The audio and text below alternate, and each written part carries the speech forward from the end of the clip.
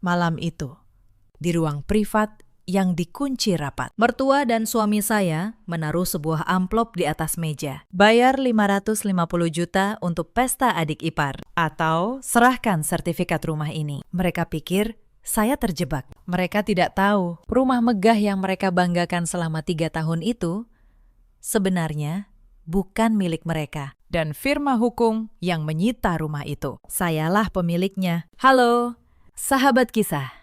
Selamat datang kembali di kanal ini. Sebelum cerita dimulai, tekan tombol like, subscribe, dan tulis dari kota mana kalian menonton di kolom komentar. Dukungan kecil kalian sangat berarti agar kami bisa terus menyajikan kisah yang lebih seru. Terima kasih sudah menemani sampai akhir. Nama saya Maya Arini, 33 tahun. Di mata keluarga suami, saya hanyalah seorang perempuan biasa, pegawai kantoran yang berangkat pagi, pulang sore.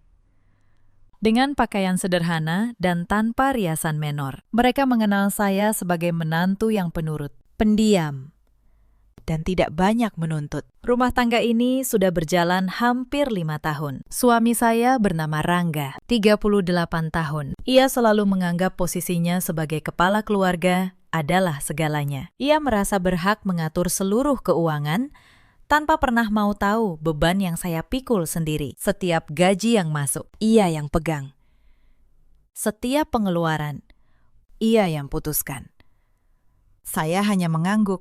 Ibu mertua saya, Bu Harti, 60 tahun. Perempuan yang hidupnya diukur dari gengsi. Ia tidak pernah absen membandingkan saya dengan perempuan-perempuan kelas atas. Menurutnya, latar belakang saya terlalu biasa. Tidak membawa keuntungan apapun bagi nama besar keluarganya. Lalu ada Siska, adik ipar saya, 27 tahun. Anak bungsu yang dimanjakan sejak kecil. Apapun yang ia mau harus dipenuhi. Dan malam ini, pertunangannya menjadi alasan baru untuk memeras saya. Saya menerima semua perlakuan merendahkan itu dengan senyum tipis. Mereka mengartikannya sebagai kelemahan, ketidakberdayaan seorang istri yang katanya bergantung penuh pada suaminya. Padahal, di balik kesunyian yang sengaja saya ciptakan, ada sebuah rahasia besar tentang siapa saya sebenarnya. Saya bukan pegawai kantoran biasa. Saya adalah direktur utama sekaligus pemilik saham mayoritas sebuah firma hukum internasional. Sebuah perusahaan yang menangani sengketa aset bernilai triliunan rupiah selama 5 tahun.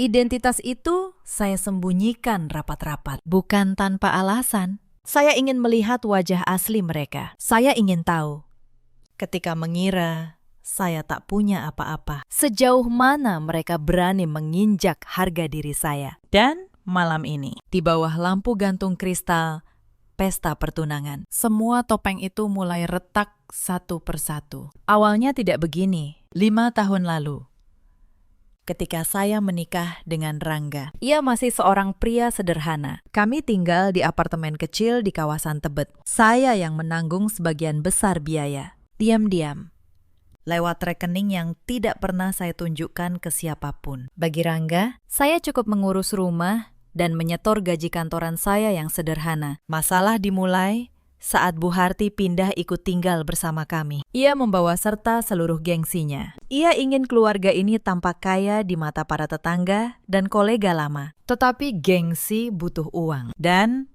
uang itu mereka cari dari kantong yang salah. 2 tahun lalu, Bu Harti datang dengan rencana besar. Ia ingin keluarga ini punya rumah mewah di kawasan elit. Sebuah rumah 2 lantai dengan kolam renang dan halaman luas di Pondok Indah. Rangga menyetujuinya tanpa berpikir panjang. Mereka pikir dengan rumah itu, status sosial keluarga akan melambung. Yang mereka tidak tahu, mereka tidak punya uang untuk membelinya. Maka mereka mulai meminjam, dan saya dari balik diam mengamati setiap rupiah yang mengalir keluar dari pondasi keluarga ini. Pondasi yang dibangun di atas hutang dan kepura-puraan. Untuk memahami betapa dalamnya luka ini, saya harus kembali ke awal. 5 tahun lalu, ketika saya pertama kali bertemu Rangga, ia adalah pria yang berbeda. Kami berkenalan di sebuah seminar bisnis. Saat itu, ia tidak tahu siapa saya sebenarnya. Saya sengaja memperkenalkan diri sebagai pegawai kantoran biasa. Saya ingin tahu, apakah ada pria yang mencintai saya apa adanya? Bukan karena harta saya. Rangga tampak tulus di awal. Ia memperlakukan saya dengan hormat. Ia bilang, ia mencintai kesederhanaan saya. Saya percaya padanya. Saya pikir, akhirnya saya menemukan seseorang yang mencintai saya. Bukan jabatan atau rekening saya. Maka, saya menikah dengannya, tetap dengan menyembunyikan identitas asli saya. Tahun pertama pernikahan kami cukup bahagia. Kami tinggal sederhana di apartemen Tebet. Saya diam-diam membantu keuangan kami dari rekening pribadi, tetapi membiarkan Rangga merasa ia yang menafkahi. Saya ingin menjaga harga dirinya sebagai laki-laki. Itu kesalahan pertama saya. Saya terlalu baik kepada orang yang ternyata tidak pantas menerimanya. Perubahan mulai terjadi saat Bu Harti datang. Ibu mertua saya membawa pengaruh besar terhadap Rangga. Ia terus membisikkan bahwa sebagai kepala keluarga, Rangga harus berkuasa penuh, bahwa istri harus tunduk sepenuhnya, bahwa keluarga harus tampak kaya agar dihormati orang lain. Sedikit demi sedikit, Rangga yang dulu saya kenal menghilang. Ia mulai mengatur segalanya. Ia mulai meninggikan suara. Ia mulai menganggap saya sebagai bawahan, bukan pasangan. Dan ketika saya mencoba bicara, ia memotong dengan kalimat yang sama. Saya, kepala keluarga. Kamu cukup menurut. Saya ingat malam pertama ia membentak saya. Saat itu saya hanya menanyakan kemana perginya uang tabungan kami. Ia marah besar. Ia menggebrak meja. Itu bukan urusanmu, teriaknya. Uang itu untuk keluarga. Kamu tidak berhak bertanya. Malam itu, saya menangis diam-diam di kamar mandi. Bukan karena takut, tetapi karena saya menyadari pria yang saya nikahi sudah berubah menjadi orang asing. Sejak saat itu, saya berhenti berharap. Saya berhenti mencoba memperbaiki. Saya memilih jalan lain. Saya kembali fokus pada karir saya yang selama ini saya redupkan. Diam-diam, saya membangun kembali kekuatan saya di firma. Saya mengambil alih saham mayoritas. Saya menjadi direktur utama. Sementara di rumah, saya tetap berpura-pura menjadi menantu yang lemah. Adik ipar saya, Siska, punya peran tersendiri dalam menghancurkan kedamaian rumah tangga saya. Ia adalah penyulut api. Setiap kali saya melakukan sesuatu, ia akan melaporkannya ke Bu Harti dengan bumbu yang dilebih-lebihkan. Ia ingin saya selalu terlihat buruk di mata ibunya. Suatu kali, saya pulang terlambat dari kantor karena ada rapat penting. Siska langsung melaporkan ke Bu Harti bahwa saya berkeliaran entah kemana. Akibatnya, saya disidang di ruang tamu seperti seorang terdakwa. Bu Harti menuduh saya tidak becus mengurus rumah. Rangga ikut menyalahkan saya. Tidak ada yang bertanya, apa sebenarnya yang saya kerjakan di luar sana? Kalau saja mereka tahu. Sore itu, saya baru saja memimpin penandatanganan kontrak akuisisi senilai 300 miliar rupiah. Para petinggi perusahaan menjabat tangan saya dengan penuh hormat. Lalu, beberapa jam kemudian, di rumah, saya berdiri seperti pesakitan di hadapan keluarga yang menganggap saya tidak punya nilai. Kontras itu begitu tajam, tetapi saya menahannya. Saya simpan semuanya untuk waktu yang tepat. Di kantor, hanya beberapa orang kepercayaan yang tahu bahwa saya sudah menikah. Saya sengaja menjaga kehidupan pribadi saya tetap rahasia. Tidak ada yang tahu bahwa direktur utama mereka setiap malam pulang ke rumah untuk diperlakukan seperti pembantu. Pak Tommy, satu-satunya orang yang saya percaya sepenuhnya, sering menatap saya dengan iba. Bu, kenapa ibu bertahan? Tanyanya suatu kali. Saya hanya tersenyum. Karena saya ingin melihat sampai mana keserakahan manusia bisa berjalan. Pak Tommy, dan ketika saatnya tiba, saya ingin keadilan yang menutup cerita ini. Bukan kemarahan. Saya masih ingat hari pertama Bu Harti merendahkan saya di depan banyak orang. Saat itu, acara arisan keluarga besar di rumah kerabatnya di Menteng. Saya datang dengan gamis sederhana. Bu Harti menyambut saya dengan tatapan dari atas ke bawah. Ini menantu saya, katanya kepada tamu-tamu dengan nada setengah mengejek. Maklum, dari keluarga biasa. Tidak tahu cara berpakaian yang pantas. Para tamu tertawa pelan. Saya hanya tersenyum. Di dalam tas saya saat itu, ada ponsel yang baru saja menerima laporan bahwa firma saya memenangkan tender penanganan aset senilai 200 miliar. Tetapi Saya diam. Saya simpan kemenangan itu untuk diri sendiri. Beberapa minggu kemudian, Prangga datang dengan wajah serius. Ia bilang keluarga butuh tambahan dana untuk uang muka rumah Pondok Indah. Ia meminta saya menyerahkan seluruh tabungan kantoran saya. Dengan nada memerintah, bukan meminta. Kamu istri saya, katanya. Sudah seharusnya kamu mendukung keluarga ini. Jangan pelit. Saya serahkan sejumlah uang. Bukan karena saya tunduk, tetapi karena saya ingin melihat sampai mana mereka akan melangkah. Uang itu bagi saya hanyalah umpan kecil. Tetapi mereka tidak tahu itu. Setelah rumah Pondok Indah ditempati, sikap mereka berubah semakin parah. Bu Harti memperlakukan rumah itu seolah istana pribadinya. Ia mengundang kolega-kolega lama untuk memamerkan kemewahan. Sementara di balik layar, cicilan menumpuk. Dan setiap kali jatuh tempo, merekalah yang mendesak saya. Suatu malam, Rangga mengambil kartu ATM saya. Ia bilang, mulai sekarang, semua keuangan keluarga, ia yang kelola sepenuhnya. Termasuk gaji saya.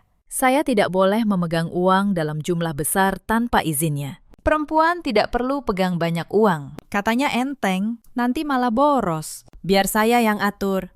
Saya menyerahkan kartu itu. Kartu gaji kantoran saya yang nilainya kecil. Sementara rekening utama saya yang menampung dividen dari firma tetap aman di tempat yang tak pernah mereka tahu. Mereka mengira sudah mengendalikan saya, padahal mereka hanya menggenggam bayangan. Bulan berikutnya, Siska datang merengek. Ia ingin mobil mewah keluaran terbaru, katanya. Teman-temannya sudah punya. Masa ia tidak? Bu Harti langsung mendukung. Dan beban itu lagi-lagi dialihkan ke saya. Maya, kamu kan kerja kantoran, kata Bu Harti. Bantu sedikit untuk adikmu. Jangan jadi menantu yang pelit dan tidak punya hati. Saya menatapnya tenang. Saya tahu mobil itu hanya alat pamer, tetapi saya mengangguk. Saya catat diam-diam setiap permintaan ini, setiap nominal, setiap tanggal, semua tersimpan rapi, bukan di kepala saja, melainkan dalam dokumen yang kelak akan berbicara. Puncak keserakahan mereka datang ketika Bu Harti membongkar lemari saya. Ia mengambil satu-satunya benda berharga yang saya simpan, sepasang gelang emas warisan dari almarhumah ibu saya. Ia menjualnya tanpa izin untuk menutup cicilan yang menunggak. Ketika saya tahu, dada saya terasa panas. Bukan karena nilainya, tetapi karena itu satu-satunya kenangan dari ibu saya. Saya menahan air mata di depan mereka. Saya tidak ingin mereka melihat saya hancur. Malam itu di kamar, saya bersumpah pada diri sendiri. Kesabaran saya ada batasnya. Dan batas itu mulai terlihat di ujung mata. Saya menelpon rekan saya di firma. Pak Tommy, saya minta ia mulai menyiapkan sesuatu. Sesuatu yang sudah lama saya rancang, tetapi belum saya jalankan. Malam itu, ia tidak tahu apa yang sebenarnya sedang saya persiapkan di balik kesunyian. Hari-hari di rumah Pondok Indah berjalan seperti sebuah pertunjukan yang melelahkan. Setiap pagi, sebelum berangkat ke kantor, saya harus menyiapkan sarapan untuk seluruh anggota keluarga. Bu Harti tidak pernah puas. Telur yang saya goreng selalu terlalu matang. Kopi yang saya seduh selalu kurang manis. Nasi yang saya tanak selalu salah takaran. Bagaimana kamu bisa jadi istri yang baik kalau urusan dapur saja tidak becus? Katanya hampir setiap hari. Saya hanya tersenyum dan meletakkan piring di meja. Lalu saya pergi ke kantor. Ke dunia di mana ratusan orang menundukkan kepala saat saya lewat di koridor. Di kantor, saya adalah Bu Direktur. Tanda tangan saya menggerakkan dana ratusan miliar. Keputusan saya menentukan nasib perusahaan-perusahaan besar. Tetapi begitu saya pulang dan membuka pintu rumah Pondok Indah, saya kembali menjadi Maya, menantu yang katanya tidak becus. Dua dunia yang berbeda jauh. Saya jalani setiap hari, tanpa seorang pun di rumah itu yang curiga. Lebaran tahun lalu menjadi salah satu ujian terberat. Bu Harti mengundang seluruh keluarga besarnya untuk menginap. Lebih dari 20 orang memenuhi rumah selama hampir 10 hari. Dan saya sebagai menantu dijadikan pelayan tak berbayar untuk mereka semua. Saya yang memasak opor ayam, rendang, dan ketupat untuk 20 orang. Saya yang mencuci semua piring kotor setiap malam. Saya yang membersihkan kamar tamu. Sementara Bu Harti duduk di ruang tengah, memamerkan kepada saudara-saudaranya betapa penurutnya menantunya ini. Lihat, menantu saya rajin sekali, katanya bangga. Memang sudah seharusnya begitu. Perempuan dari keluarga biasa harus tahu diri dan kerja keras untuk membalas budi keluarga suaminya. Saya mendengar itu sambil mengangkat tumpukan piring. Saya tidak membantah. Tetapi di dalam hati saya mencatat. Saya mencatat setiap kalimat yang merendahkan. Setiap perlakuan yang tidak adil. Bukan untuk dendam buta, melainkan untuk satu hari ketika semua catatan ini akan saya buka di hadapan mereka. Saat lebaran usai, Rangga datang lagi dengan urusan uang. Ia bilang, THR untuk para pembantu dan sopir harus saya yang tanggung. Juga amplop untuk keponakan-keponakan. Juga ongkos mudik keluarga besar. Semua dialihkan ke saya. Seolah saya adalah mesin uang yang tak pernah kehabisan isi. Kamu kan tidak punya beban lain, kata Rangga enteng.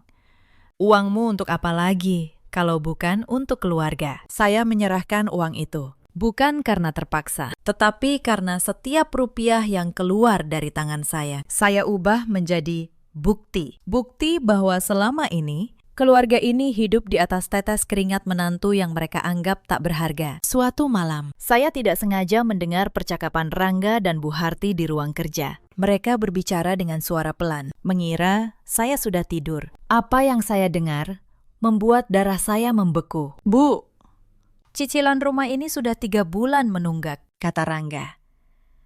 Pihak pembiayaan mulai mengirim surat peringatan. Kalau begini terus, kita bisa kehilangan rumah. Tenang, jawab Bu Harti dingin.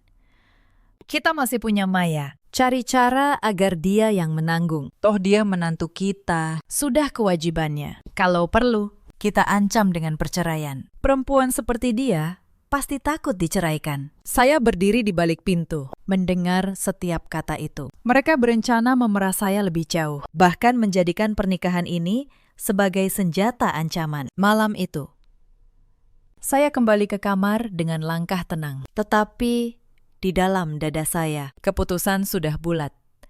Mereka sudah melewati batas, dan saya akan membiarkan mereka melangkah sedikit lagi, sampai ke tepi jurang yang mereka buat sendiri. Rahasia rumah Pondok Indah itu sebenarnya jauh lebih kelam daripada yang mereka kira. Suatu sore, ketika rumah sepi, Bu Asih, pembantu yang sudah lama bekerja dan diam-diam memihak saya, menyerahkan setumpuk surat yang ia temukan di laci Rangga. Saya membacanya dengan jantung berdebar. Ternyata untuk membeli rumah itu, Rangga dan Bu Harti meminjam 2 miliar rupiah dari sebuah pihak ketiga, sebuah lembaga pembiayaan yang menyaru sebagai investor. Mereka menjaminkan rumah itu sendiri. Dan ketika mereka gagal membayar, rumah itu jatuh menjadi aset sitaan. Yang lebih mengejutkan, lembaga yang menampung aset sitaan itu adalah klien lama firma saya. Beberapa bulan sebelumnya, firma saya mengakuisisi seluruh portofolio aset bermasalah mereka, termasuk 1 rumah 2 lantai di Pondok Indah. Saya membuka berkasnya, dan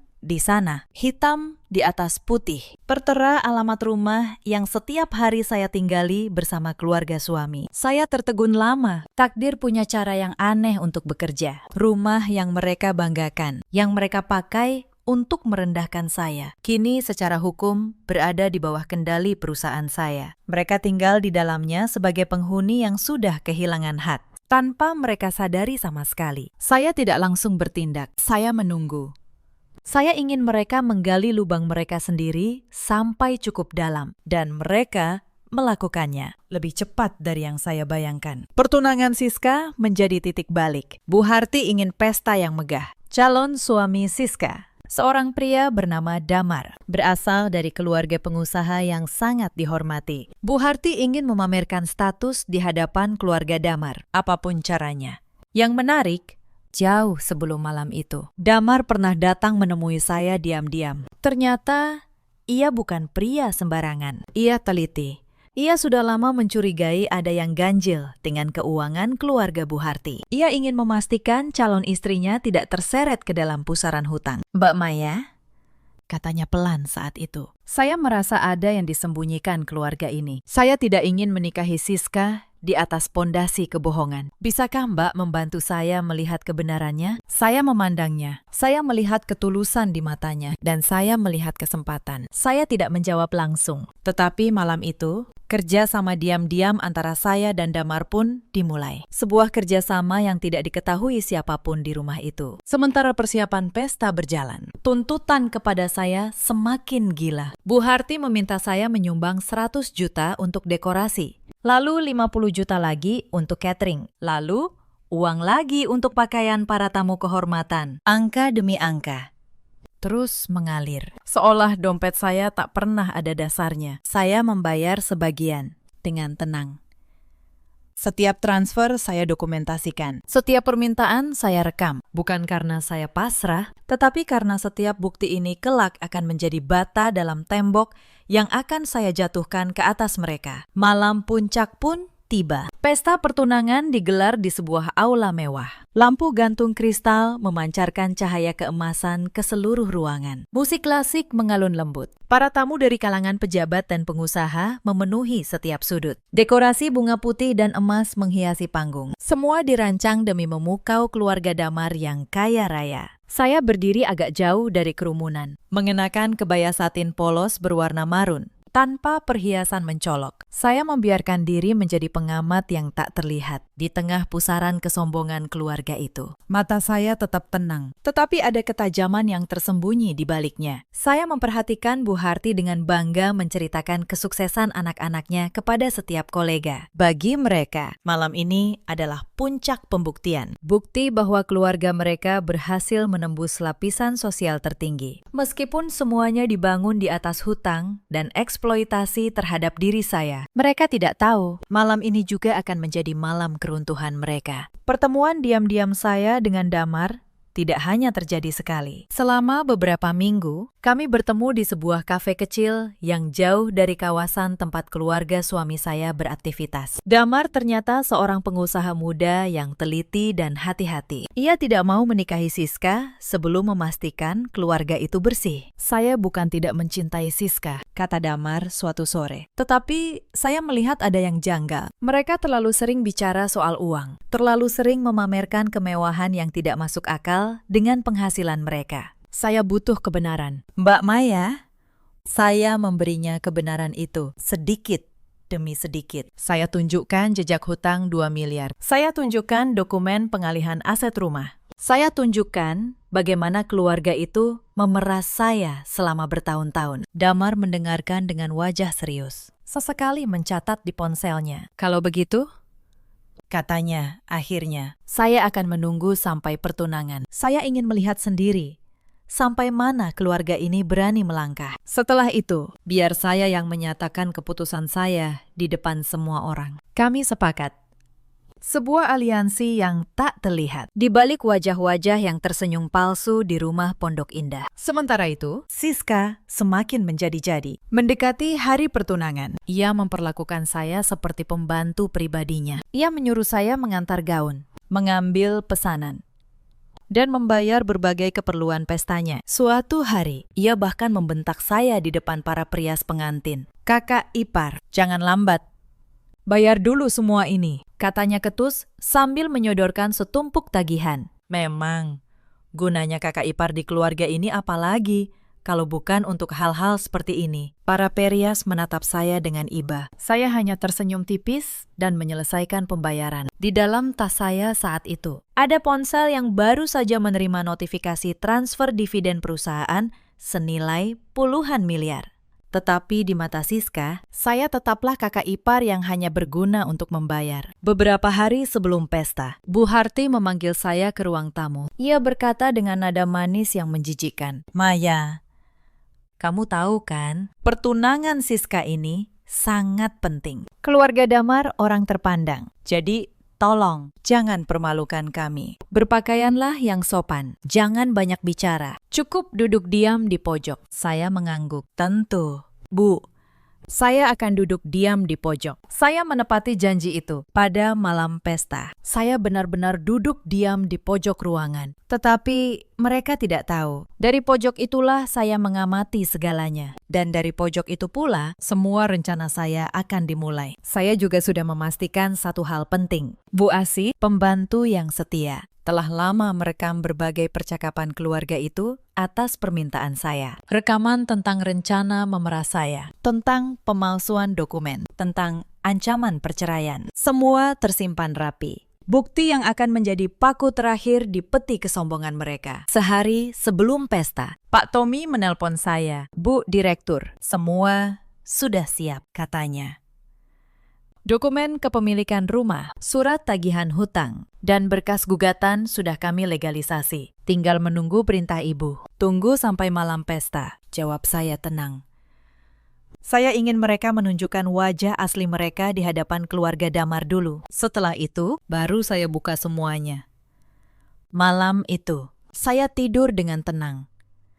Untuk pertama kalinya dalam 5 tahun. Saya tahu bahwa esok hari kesabaran panjang saya akan menemukan ujungnya. Bukan dengan teriakan, bukan dengan makian, melainkan dengan kebenaran yang dingin dan tak terbantahkan. Salah satu malam yang tidak akan pernah saya lupakan adalah ketika keluarga ini mengajak makan di sebuah restoran mewah di kawasan Kemang. Mereka ingin merayakan keberhasilan Rangga mendapat proyek baru. Proyek yang seperti biasa. Modalnya berasal dari uang yang mereka peras dari saya. Di restoran itu, di hadapan beberapa kolega bisnis Rangga, Bu Harti kembali mempermalukan saya. Ketika pelayan datang, ia berkata lantang, "Maya, kamu pesan yang murah saja. Kamu kan tidak terbiasa makan makanan mahal. Nanti malah tidak habis, mubazir." Para kolega tertawa kecil. Rangga hanya diam, membiarkan ibunya merendahkan istrinya di depan umum. Saya tersenyum dan memesan menu paling sederhana yang mereka tidak tahu. Restoran mewah itu adalah salah satu aset bisnis yang pemilik gedungnya merupakan klien firma saya. Beberapa minggu sebelumnya, saya menandatangani kontrak penanganan sengketa properti mereka di ruangan VIP, lantai atas, restoran yang sama. Saat keluar dari restoran, saya melihat tatapan iba dari manajer yang kebetulan mengenali saya. Ia hampir menyapa saya dengan hormat, tetapi saya memberi isyarat halus agar ia diam. Saya belum ingin menyingkap topeng saya. Belum waktunya. Tetangga di Pondok Indah pun mulai membicarakan keluarga ini. Mereka melihat betapa Bu Harti selalu memamerkan kemewahan, tetapi juga melihat betapa keluarga itu sering didatangi penagih hutang. Bisik-bisik mulai menyebar. Beberapa tetangga bahkan diam-diam bersimpati pada saya, melihat bagaimana saya selalu menjadi sasaran kemarahan dan tuntutan keluarga suami. Seorang ibu tetangga, Bu Ningsih, pernah menghampiri saya saat saya menyiram tanaman di halaman. "Maya, sabar ya. Nak," katanya pelan, "saya lihat sendiri bagaimana mereka memperlakukanmu. Tidak adil, tapi percayalah, Tuhan tidak tidur."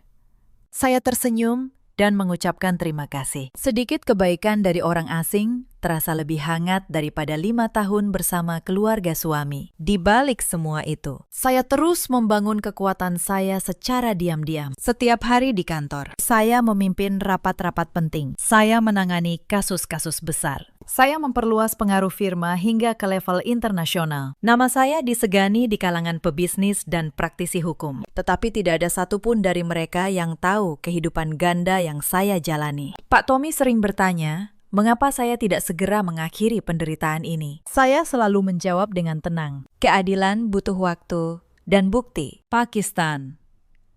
Kalau saya bertindak terburu-buru karena emosi, mereka bisa lolos. Tapi kalau saya menunggu sampai semua bukti lengkap, tidak akan ada celah bagi mereka untuk lari. Saya membangun arsip itu seperti seorang arsitek membangun gedung. Bata demi bata, bukti demi bukti. Setiap pemerasan, setiap penghinaan, setiap tindakan curang mereka, saya simpan dengan rapi. Sampai akhirnya, menjelang pertunangan Siska, arsip itu sudah cukup kuat untuk meruntuhkan seluruh kesombongan mereka dalam satu malam. Dan ketika saya tahu mereka berencana memeras saya di malam pertunangan dengan ultimatum 550 juta atau rumah, saya tahu inilah saatnya. Mereka telah menggali lubang mereka sendiri sampai ke dasar. Yang tersisa hanyalah membiarkan mereka melompat masuk di hadapan para tamu kehormatan yang ingin mereka pukau. Malam itu, saya tidak datang sebagai menantu yang lemah. Saya datang sebagai keadilan yang telah lama menunggu.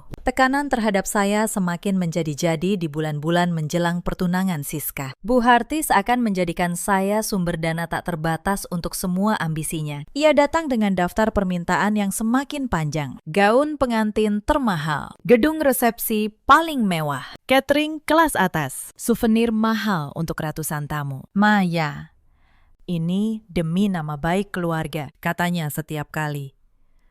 Kalau kamu menantu yang baik, kamu pasti mengerti. Jangan sampai keluarga Damar memandang rendah kita. Saya memenuhi sebagian permintaannya dengan perhitungan.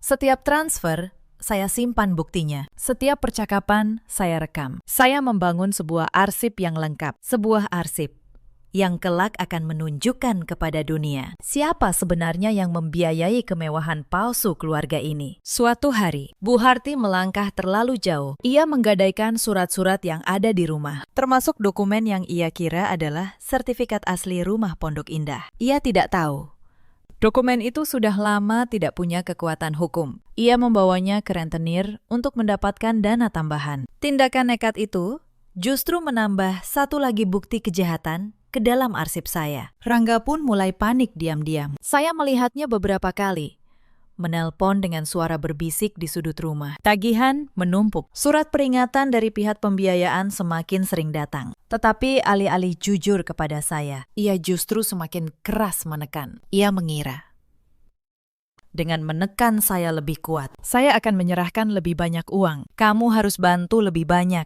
katanya suatu malam dengan nada mengancam. Kalau tidak, jangan salahkan saya kalau pernikahan kita berakhir. Banyak perempuan di luar sana yang mau menggantikan posisimu. Saya menatapnya tenang. Kalau itu yang kamu mau, silakan, jawab saya. Rangga terdiam.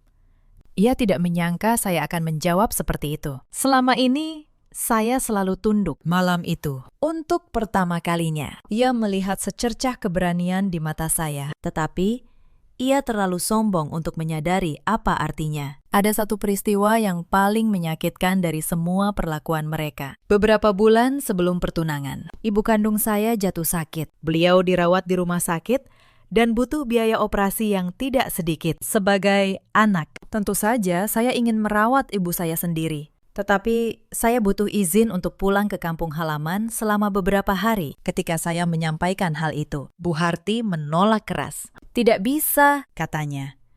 Kamu ada tanggung jawab di sini. Pertunangan Siska sebentar lagi. Urusan ibumu itu urusan kecil. Lagi pula, untuk apa kamu repot-repot? Toh dia sudah tua. Kalimat itu menusuk hati saya lebih dalam dari apapun. Mereka begitu tega merendahkan ibu saya yang sedang sakit. Saya menahan amarah yang membakar dada. Tetapi, saya tetap pergi menemui ibu saya, diam-diam, dan membiayai seluruh operasinya dari rekening pribadi saya. Biaya yang bagi mereka mustahil ditanggung oleh seorang pegawai kantoran biasa. Di rumah sakit, sambil menggenggam tangan ibu saya yang lemah, saya berbisik pelan, "Bu, sebentar lagi semuanya akan berakhir. Maya akan menegakkan keadilan dengan cara yang ibu ajarkan dulu. Dengan kepala tegak, bukan dengan tangan kotor." Ibu saya tersenyum lemah. Beliau selalu percaya pada saya. Sepasang gelang emas yang dijual Bu Harti tanpa izin itu adalah pemberian ibu saya. Dan kini, melihat ibu saya terbaring sakit, sementara keluarga suami begitu tega, tekad saya semakin bulat. Saya tidak akan membiarkan keserakahan mereka berlalu begitu saja. Kembali ke ruang privat di malam pertunangan. Kebenaran masih terus mengalir. Setelah Rangga dan Bu Harti tahu siapa saya sebenarnya, saya tidak berhenti di situ. Saya membuka map kedua. Di dalamnya ada semua bukti yang telah saya kumpulkan selama bertahun-tahun. Ini, kata saya sambil meletakkan tumpukan dokumen, adalah catatan setiap rupiah yang kalian peras dari saya selama 5 tahun. Total lebih dari 8 miliar rupiah. Ada bukti transfer, ada rekaman percakapan, ada surat-surat. Semuanya lengkap.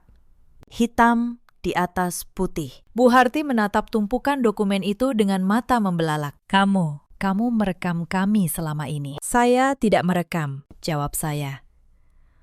Saya hanya menyimpan kebenaran. Kalian sendiri yang melakukan semua itu. Saya hanya memastikan tidak ada satu pun yang hilang dari catatan. Rangga menggeleng-geleng. Tidak percaya. Kenapa, Maya? Kenapa kamu diam saja selama ini? Kalau kamu sekaya itu, kalau kamu sekuat itu. Kenapa kamu membiarkan kami memperlakukanmu seperti itu? Saya menatapnya lurus. Karena saya ingin tahu siapa kalian sebenarnya. Saya ingin tahu, apakah kalian mencintai saya? Atau hanya mencintai apa yang bisa saya berikan? Dan kalian sudah menjawabnya dengan sangat jelas. Selama 5 tahun. Kalian tidak pernah sekalipun memperlakukan saya sebagai manusia. Kalian hanya melihat saya sebagai sumber uang dan pelayan. Hening sejenak.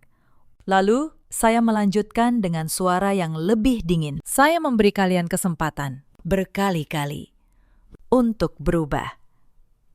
Untuk memperlakukan saya dengan hormat. Tetapi setiap kali, kalian memilih keserakahan. Maka sekarang, jangan salahkan saya atas apa yang akan terjadi. Ini bukan balas dendam saya. Ini adalah hukum yang menjemput kalian. Bu Harti terduduk lemas di kursi. Untuk pertama kalinya dalam hidupnya, ia kehabisan kata-kata. Gengsi yang selama ini ia banggakan, kini tidak berarti apa-apa di hadapan kebenaran yang telanjang. Sementara Rangga menutup wajahnya dengan kedua tangan, menyadari bahwa ia telah menghancurkan satu-satunya orang yang sebenarnya bisa menyelamatkannya. Di tengah pesta, Rangga berjalan mendekati saya. Langkahnya tampak gugup. Tangannya yang memegang gelas minuman sedikit bergetar. Tatapan matanya tidak memancarkan kehangatan seorang suami, melainkan kecemasan yang ditahan. Ia menyentuh siku saya, lalu berbisik pelan, menyuruh saya mengikutinya ke ruang keluarga tanpa menarik perhatian tamu, tanpa sepatah kata bantahan. Saya melangkah mengikuti punggungnya. Kain kebaya sutra yang saya kenakan menyapu lembut lantai marmer yang mengilap. Kami menembus koridor, menuju sebuah ruang privat yang kedap suara di bagian belakang aula. Di dalam ruangan itu, Bu Harti sudah menunggu. Wajahnya keras. Kedua tangannya terlipat di depan dada. Ia menyambut kedatangan saya dengan pandangan menghakimi. Dari ujung kepala hingga ujung kaki. Ketegangan langsung menyeruak, menggantikan atmosfer meriah yang tadi terdengar sayup dari balik pintu. Pintu kayu jati berlapis emas itu ditutup, lalu dikunci rapat dari dalam oleh Rangga. Ruangan ini mendadak terasa sempit dan mencekik, seolah seluruh dindingnya bergerak perlahan untuk menjebak saya dalam sebuah keputusan yang sudah mereka rancang sejak lama. Duduk, Maya, ujar Bu Harti dengan nada yang sengaja ditekan rendah. Ia menahan volume agar getaran amarahnya tidak menembus dinding dan terdengar oleh keluarga calon besan. Saya duduk dengan tenang di atas sofa beludru abu-abu. Saya meluruskan lipatan pakaian saya dengan gerakan perlahan, tanpa menunjukkan rasa takut sedikit pun. Ketenangan yang biasanya mereka anggap sebagai bentuk tunduk, kali ini justru membuat Bu Harti gusar. Otoritasnya merasa dipertanyakan oleh perempuan yang ia anggap lemah ini. Rangga berdiri tegak di samping ibunya, membentuk barisan pertahanan yang jelas, berniat menekan saya secara psikologis, agar saya menerima apapun tuntutan yang akan keluar dari mulut mereka malam ini. Bu Harti mulai bicara. Ia menjelaskan bahwa pesta pernikahan Siska nanti harus jauh lebih megah daripada pertunangan malam ini, dan semua itu butuh dana besar. Angka yang sangat fantastis. Dirancang demi memuaskan gengsi keluarga di hadapan keluarga Damar. 550 juta, kata Bu Harti dingin. Itu yang kami butuhkan darimu. Untuk pernikahan adikmu. Saya menatapnya tanpa berkedip. Dan kalau saya tidak punya uang sebesar itu, Bu Harti tersenyum sinis. Ia mengeluarkan selembar dokumen dari dalam map. Kalau begitu, serahkan sertifikat rumah Pondok Indah atas nama keluarga ini. Tanda tangani surat pengalihan ini. Kamu pilih, uang atau rumah. Saya hampir tertawa. Mereka pikir mereka sedang menjebak saya, padahal mereka sendiri yang baru saja melangkah masuk ke dalam perangkap. Saya tahu persis surat yang ada di tangan Bu Harti itu palsu secara hukum, karena rumah itu sejak lama sudah bukan milik mereka. Saya berdiri perlahan. Saya membuka tas tangan saya, dan saya mengeluarkan sebuah map coklat tebal yang sejak tadi saya bawa diam-diam. Saya letakkan di atas meja, tepat di hadapan mereka berdua. Sebelum saya tanda tangani apapun, kata saya, tenang, ada baiknya kalian baca dulu dokumen ini. Rangga mengernyit. Dengan ragu, ia mengambil map itu dan mulai membaca baris demi baris. Matanya terbelalak lebar. Perlahan, warna wajahnya berubah pucat pasi. Dokumen legal itu menyatakan dengan sangat jelas. Rumah 2 lantai dengan kolam renang yang mereka tempati dengan sombong selama 3 tahun itu sama sekali bukan milik keluarga ini. Rumah itu adalah aset sitaan bank yang kini dikelola sepenuhnya oleh sebuah firma hukum internasional terkemuka. Apa-apaan ini? Maya. Suara Rangga gemetar hebat. Kenapa ada nama firma hukum internasional di dokumen ini? Di mana sertifikat asli rumah kita? Saya bersedekap.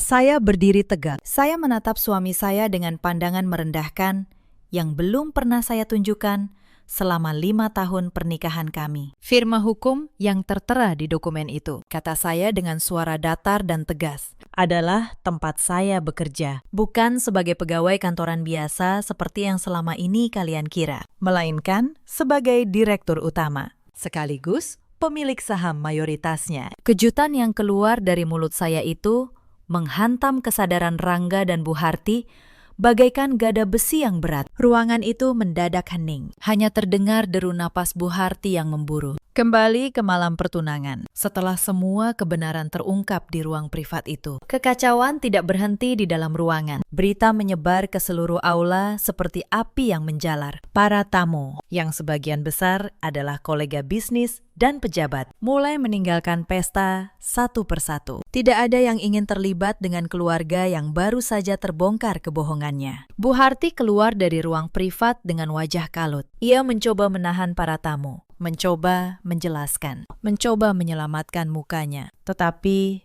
sudah terlambat. Bisik-bisik mengiringi setiap langkahnya. Perempuan yang malam itu ingin menjadi ratu pesta, kini berubah menjadi bahan gunjingan. Siska duduk di lantai, menangis sejadi-jadinya. Gaun mahalnya yang indah, kini hanya menjadi saksi bisu atas pertunangan yang batal. Calon mertuanya, orang tua Damar, menatapnya dengan pandangan kecewa sebelum akhirnya pergi, meninggalkan aula bersama putra mereka. Rangga tertinggal sendiri di ruang privat. Ia menatap dokumen-dokumen yang berserakan di meja. Dunia yang ia bangun di atas kebohongan dan kesombongan kini hancur berkeping-keping. Ia mencoba memanggil nama saya, memohon agar saya menjelaskan, memohon agar saya membantunya keluar dari situasi ini. Tetapi saya sudah berjalan menjauh. Di pintu aula, saya berpapasan dengan Damar. Ia mengangguk hormat kepada saya. Terima kasih, Mbak Maya, katanya pelan.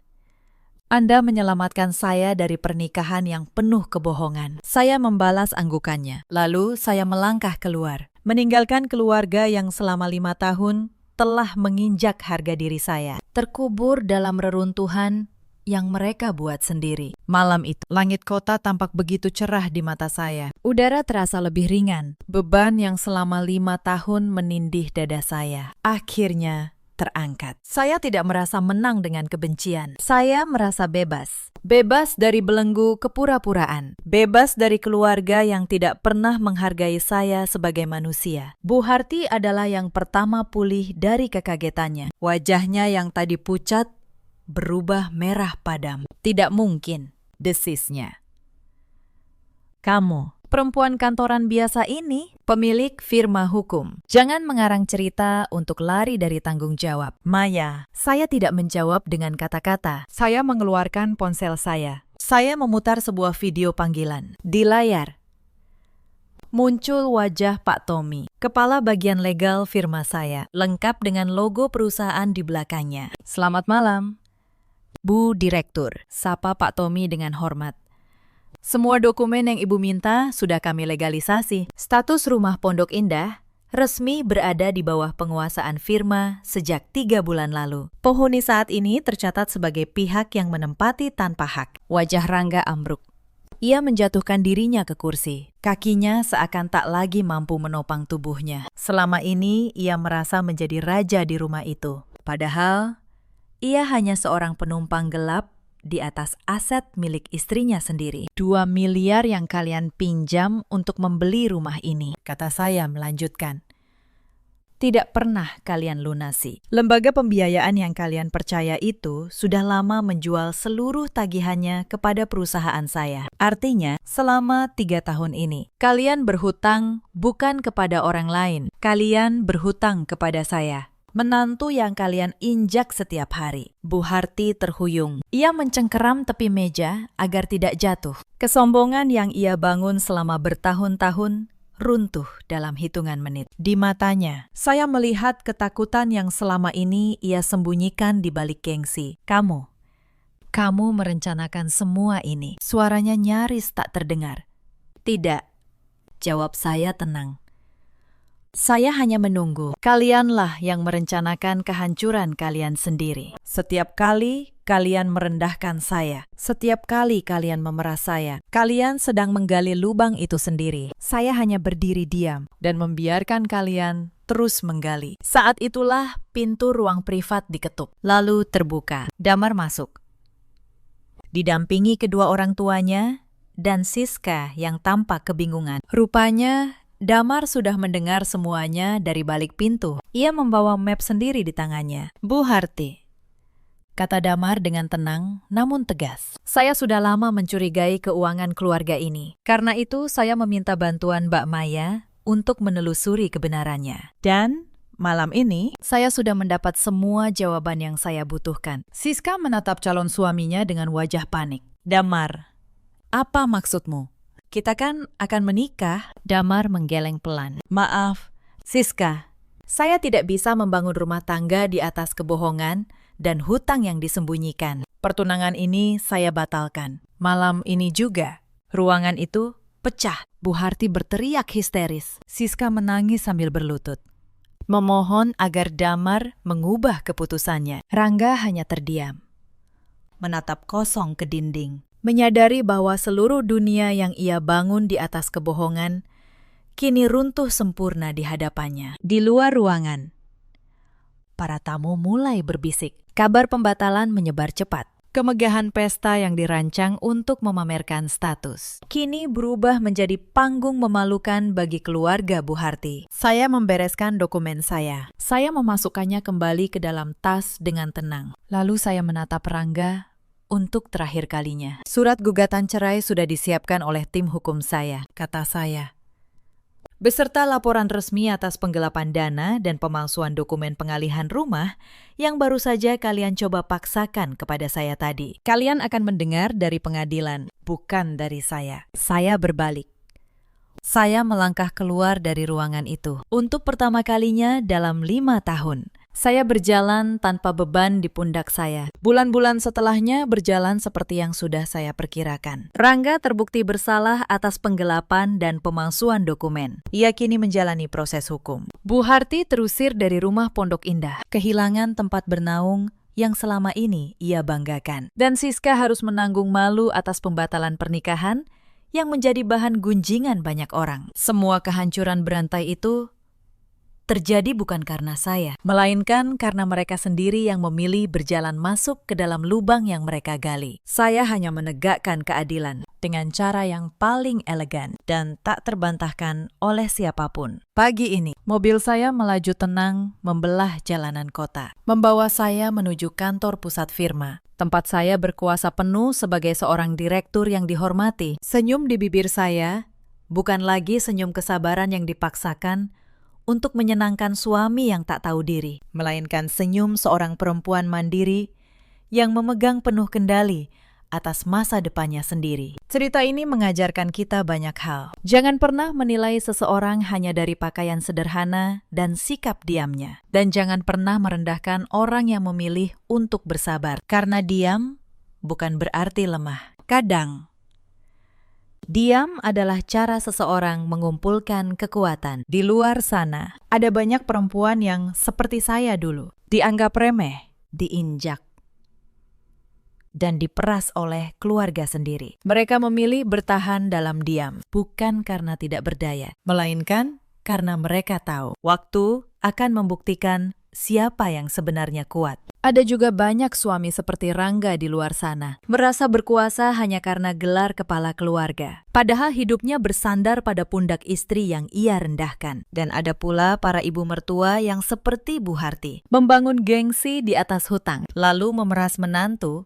demi sebuah pengakuan sosial yang semu. Dalam hidup kita selalu punya pilihan, memilih untuk menyerah atau memilih untuk bangkit pada waktu yang tepat. Ceritakan kisah kalian di kolom komentar. Bagikan video ini kepada siapapun yang perlu mendengarnya. Terima kasih sudah menemani sampai akhir. Sampai jumpa di kisah berikutnya. Di malam terakhir bulan madu saya menemukan sebuah benda emas berbentuk kunci yang diselipkan seseorang ke dalam koper suami saya. Saat saya membukanya 3 hari kemudian, isinya bukan surat cinta. Isinya cukup untuk mengirim suami saya, ibu mertua saya, dan seorang perempuan yang tak pernah saya kenal, ke balik jeruji. Halo sahabat, selamat datang kembali di kanal ini. Kalau kisah malam ini menyentuh hati kalian, tolong tinggalkan jejak di kolom komentar, tekan suka, dan berlangganan agar kalian tak melewatkan cerita berikutnya. Mari kita mulai. Nama saya Maya. Usia saya 32 tahun. Saya seorang desainer perhiasan dan saya memiliki sebuah butik kecil di kawasan Pondok Indah. Sudah 8 tahun saya membangun nama itu dari nol, sendirian, dengan tangan saya sendiri. Saya kira saya mengenal nilai dari sebuah benda berkilau. Ternyata saya keliru. Benda paling berkilau dalam hidup saya justru yang paling beracun. Saya menikahi Devan setahun yang lalu. Devan tampan, mapan, dan berbicara dengan suara yang membuat orang merasa aman. Ia seorang manajer investasi di sebuah perusahaan ternama di kawasan SCBD. Setiap orang mengira saya beruntung. Bahkan saya pun mengira begitu. Pernikahan kami megah, disaksikan ratusan tamu di sebuah hotel mewah di Menteng. Ibu Devan, perempuan bernama Bu Renata, duduk di barisan depan dengan dagu terangkat. Ia tersenyum kepada semua orang. Tetapi ketika menatap saya, senyumnya selalu berhenti tepat di bibir. Tak pernah sampai ke matanya. Saya pikir itu hanya kecemburuan seorang ibu yang berat melepas putra tunggalnya. Saya salah menilai. Itu bukan kecemburuan, itu perhitungan. Saya berasal dari keluarga biasa di sebuah kampung di Jawa Tengah. Ayah saya seorang guru, ibu saya seorang penjahit. Saya datang ke Jakarta dengan 1 koper dan 1 mimpi. Maka ketika seorang lelaki seperti Devan memilih saya merasa semesta sedang berbaik hati. Saya tak pernah bertanya mengapa lelaki sesempurna itu memilih perempuan sesederhana saya. Pertanyaan itu kelak akan menjawab dirinya sendiri. Bulan madu kami diadakan di sebuah villa pinggir pantai di Bali. Villa dengan kolam pribadi yang menghadap laut. 3 malam pertama terasa seperti dongeng. Devan begitu lembut. Ia menyuapi saya. Ia memuji rambut saya. Ia berkata bahwa ia ingin menua bersama saya. Saya menyimpan setiap kata itu seperti permata. Sampai malam keempat. Sore itu, kami berencana makan malam romantis di tepi pantai. Devan masih bersiap di dalam kamar. Katanya, ia hanya butuh 10 menit. Tetapi setengah jam berlalu. Saya menunggu di tepi kolam, membiarkan kaki saya terendam air hangat sambil tersenyum sendiri. Devan memang perfeksionis. Ia bisa menghabiskan 20 menit hanya untuk memilih jam tangan. Saya bangkit hendak menyusulnya. Pintu kamar terbuka sedikit. Lalu saya mendengar suara. Itu suara ponsel, bukan ponsel saya. Saya mengira Devan lupa mematikan pemeras suara saat menerima panggilan kantor. Saya hampir berlalu, tetapi suara yang terdengar bukan suara Devan. Itu suara seorang perempuan, berbisik, sangat pelan, namun jelas di antara deburan ombak. Aku tak tahan jauh darimu, kata suara itu. Maka aku selipkan benda ini di dalam kopermu. Simpan baik-baik. Itu kunci segalanya. Saya menahan napas. Jantung saya berdebar liar. Itu sebuah pesan suara, bukan panggilan langsung. Suara perempuan itu terdengar dekat, intim. Penuh kerinduan yang tak pantas. Saya tak pernah mendengar suara itu sebelumnya. Siapa dia? Dan benda apa yang baru saja diselipkan ke dalam koper suami saya? Rasa penasaran mengalahkan rasa takut saya. Saya melangkah perlahan ke ambang pintu. Devan berdiri membelakangi saya, di depan cermin besar, memasang jam tangannya. Ponselnya tergeletak di meja rias. Layarnya masih menyala.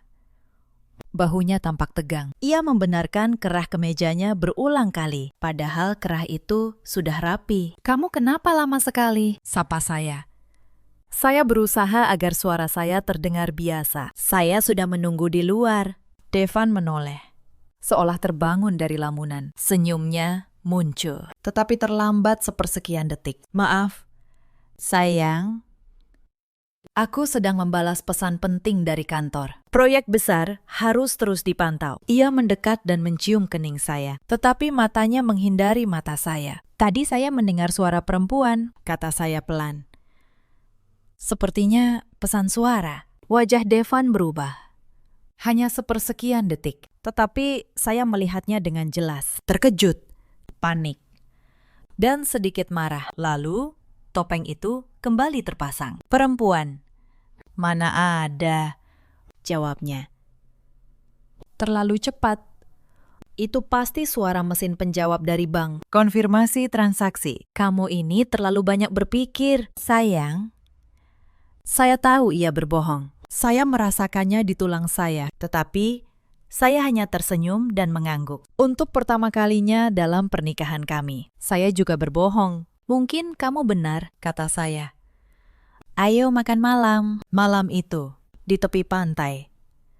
Hidangan mahal terasa hambar di lidah saya. Pikiran saya dipenuhi 6 kata. "Benda ini di dalam kopermu." Saya menatap senyum Devan yang menawan. Senyum yang dulu membuat saya jatuh hati. Dan untuk pertama kalinya, saya melihatnya sebagai sebuah topeng. Setelah kembali ke villa, Devan langsung tertidur pulas. Katanya ia lelah menemani saya berbelanja seharian. Saya berbaring di sampingnya, tetapi mata saya menolak terpejam. Bisikan itu terus terngiang. Saya harus tahu. Malam ini juga. Saya menunggu sampai napas Devan teratur. Lalu saya bangkit perlahan. Ada 2 koper di ruangan itu. Koper kecil saya dan koper besar Devan. Saya periksa koper saya lebih dulu. Tak ada yang aneh. Semua tersusun rapi. Kini giliran koper Devan. Saya duduk di lantai, membuka resletingnya nyaris tanpa suara. Isinya pakaian mahal, dokumen kantor, dan beberapa perlengkapan golf. Saya meraba setiap saku, setiap lipatan. Tangan saya menyusup ke balik lapisan kain di penutup koper. Di sana ada resleting kecil tersembunyi, jenis yang biasa untuk menyimpan benda datar. Saya membukanya. Hampir kosong. Saya hampir menyerah. Lalu jari saya menyentuh sesuatu yang keras, dingin, dan berbentuk aneh. Benda itu terbungkus kain beludru hitam. Saya menariknya keluar dan menyalakan lampu tidur. Napas saya tercekat. Itu sebuah flash disk, tetapi bukan flash disk biasa. Benda itu terbuat dari logam emas mengilap. Didesain menyerupai sebuah kunci kuno yang mewah. Terlalu mencolok untuk presentasi kantor. Terlalu berharga. Ini pasti benda yang dimaksud suara misterius tadi. Mengapa harus disembunyikan? Mengapa Devan merahasiakannya dari saya? Saya mencium aroma samar yang menempel di kain beludru itu. Parfum perempuan. Mahal. Berat. Asing.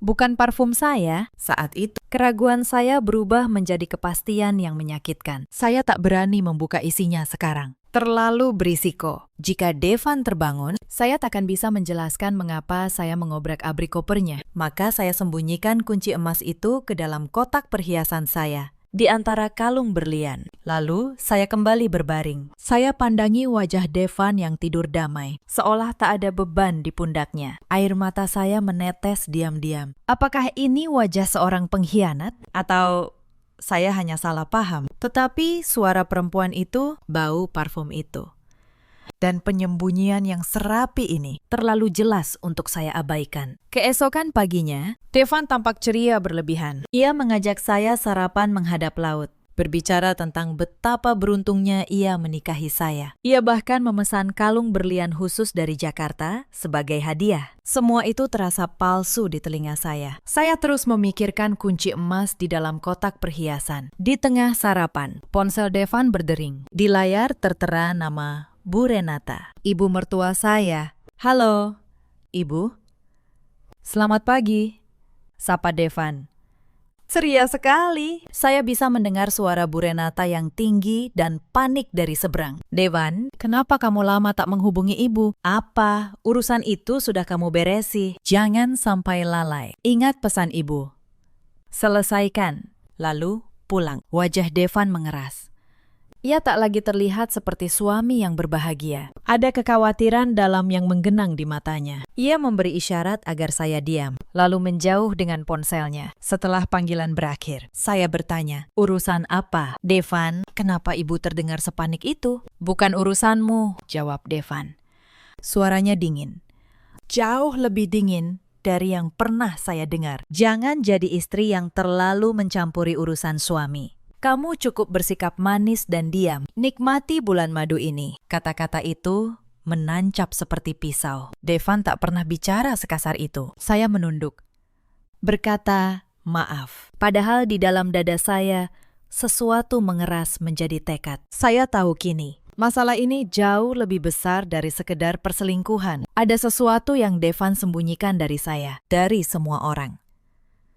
Dan Bu Renata adalah bagian dari rahasia itu. Saya memutuskan, saya tak bisa menunggu lagi. Saya harus kembali ke Jakarta. Saya harus menemukan seseorang yang bisa membuka kunci emas itu. Sore harinya, saat Devan bermain golf bersama rekan bisnis, saya menelponnya. "Devan, saya tidak enak badan, demam, dan mual. Saya rasa saya harus segera pulang ke Jakarta, menemui dokter langganan saya." Devan terdengar kesal. "Pulang? Kita baru 4 hari di sini." "Maya, saya tidak bisa menahannya. Saya sudah memesan penerbangan malam ini. Kamu tak perlu ikut, selesaikan saja urusan golfmu," kata saya tegas. Setelah perdebatan singkat, Devan menyerah.